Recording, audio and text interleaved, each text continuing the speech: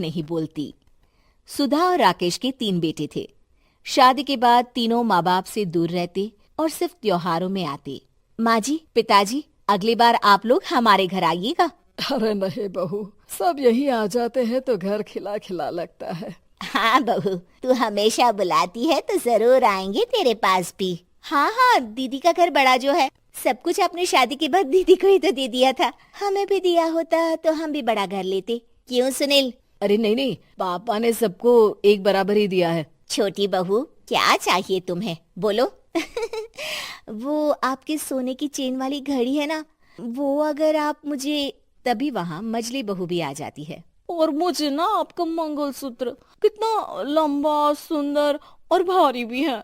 अरे हाँ हाँ, तुम दोनों को ही दूंगी बहू, चिंता न करो। चलो अब खाना लगाओ, खाना खाया जाए। सभी मिलकर खाना खाते हैं कि पड़ोसन आ जाती है। अरे सुधा बहन, थोड़ी चीनी तो देना, घर में शक्कर नहीं है और मेहमान सर पर बैठे हैं। अरे छोटी बहू, चाची को शक्कर तो दे दो।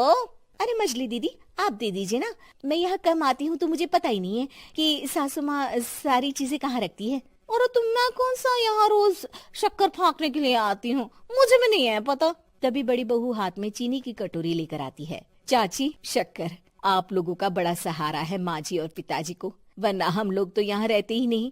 आप जैसे पड़ोसी हैं तो हम निश्चिंत है। और जीती रहे बहू, अब तो ये घर पड़ोस कम परिवार ज्यादा लगता है। सुधा अपनी बड़ी बहू को देखकर बहुत खुश रहा करती थी। वो उससे अक्सर घंटों बात भी किया करती, लेकिन दोनों दूसरी बहुओं का भी वो समझती थी कि शायद छोटी है, वक्त आने पर संभल जाएंगी। समय आ जाता है जब सभी को वापस जाना होता है। माँ जी, हम लोगों की फ्लाइट पहले है, हमें इजाजत दे। वो सास के गले लगकर चली जाती है। थोड़ी देर बाद छोटी बहू कहती है, माँ जी, मैं ना ये सोफे के कवर और चादरें ले जा रही हूँ, यहाँ तो ऐसी ही पड़ी रहेंगी। हाँ हाँ बहू, ले जा। और कुछ चाहिए तो बोल। और तो चाहिए बहुत कुछ, पर चलिए कोई बात नहीं, अगली बार ले जाऊंगी मैं। ऐसे ही मंजली बहू भी घर का बहुत सारा सामान ले जाती है। सभी के जाने के बाद सुधा राकेश से कहती है, घर कितना सूना लग रहा है ना। हाँ, और खाली भी। तुम्हारी दोनों बहुएं सब बटोर गई। अरे ठीक है ना, हम दोनों ही तो हैं, कितना सामान लगेगा। फिर उन लोगों की नई गृहस्थी, इतना मत सोचा करे। समय बीतता है। ऐसे ही हर साल त्योहारों में सुधा और राकेश के बच्चों की बहू आते और जाते वक्त ढेर सारा सामान पैक कर कर ले जाती। लेकिन कुछ ही सालों में सुधा का देहांत हो जाता है। पिताजी, आप यहाँ अकेले क्या करेंगे? हम लोगों के साथ चलिए। अरे नहीं बहू, इस घर में सुधा की यादें हैं, मैं उसे नहीं छोड़ सकता हूँ। अब तुम लोगों की माँ नहीं रही। देख लो, वैसे तो मैंने उसके जीते जी सब कुछ दे दिया है, लेकिन कुछ उसका पर्सनल कीमती सामान था जो ये है, ले लो।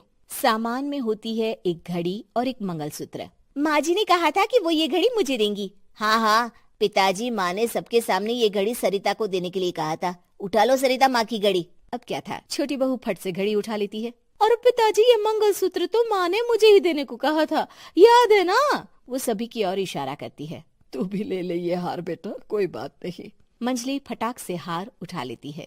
ससुर बड़ी बहू की तरफ देखते हैं। तुझे क्या दूं बेटा? पिताजी, माँ ने एक चीज मेरे लिए भी रखी है। सभी के कान खड़े हो जाते हैं कि आखिर सास ने क्या रखा होगा बड़ी के लिए। अरे माँ जी तो दीदी से प्यार भी ज्यादा ही करती थी, हमेशा उनसे बात किया करती। जरूर कोई बड़ी और अपनी प्रिय चीज दी होगी दीदी को। और देख लेते हैं ना, वरना तो हम भी बराबर का बंटवारा करेंगे। हाँ, कर लेना बंटवारा। लेकिन बड़ी बहू, बताओ तो सुधा ने क्या रखा है तुम्हारे लिए? अभी तो हम लोग यही हैं पापा जी, जब जाने लगेंगे तो बता दूंगी। बड़ी बहू के मुंह से ये बात सुनकर बाकी दो बहुएं सोचने लगती हैं कि आखिर क्या है जो दीदी को सासू माँ देकर गई हैं। दीदी, ऐसा तो नहीं ना कि पूरे घर का आधा हिस्सा माँ बड़ी भाभी को देकर गई हो? तभी वहाँ ससुर आ जाते हैं। नहीं, ऐसा कुछ नहीं है। मकान तो तुम तीनों का बराबर से है। देखो, बड़ी बहू से तुम्हारी सास ज्यादा जुड़ी थी, न जाने क्यों घंटों बात किया करती थी। पता नहीं क्या देकर गई है उसे। और ससुर जी, आपको क्या पता, चालाकी से पूरे घर के पेपर में साइन करवा लिए हो, या फिर कोई छुपा गहना। आखिर मकान पूरा तो आपने सासू माँ के नाम ही कर रखा था ना। अब घर में ये सस्पेंस बन जाता है कि आखिर बड़ी बहू क्या लेकर जाएगी। फिर वो दिन भी आ जाता है जब बड़ी बहू के जाने का समय हो जाता है। बेटा, परसों तुम चली जाओगी, बताया नहीं माँ ने तुम्हें क्या दिया घड़ी और हार जो बेशकीमती था और तुम्हारी सास को सबसे ज्यादा प्रिय था, उसका तो बंटवारा भी हो चुका है। अब तुम्हारी बारी। हाँ पिताजी, आज मैं ये बात बताने ही वाली थी। माँ ने मुझे उससे भी बेशकीमती चीज दी है और वो है आप। आपसे अधिक प्रिय उन्हें कुछ नहीं था। माँ चाहती थी कि आप मेरे साथ रहें। चलिए पिताजी। बेटा, मेरे पास तो कोई पेंशन भी नहीं है और ना ही कोई प्रॉपर्टी। लेकिन आपके पास संस्कार है पिताजी, जो मेरे बच्चे आपसे लेंगे, तो आपको ले जाने पर स्वार्थ ही है मेरा। चलिए ना पापा। सभी के सामने पिताजी बड़ी बहू और बेटे के साथ उनके घर चले जाते हैं।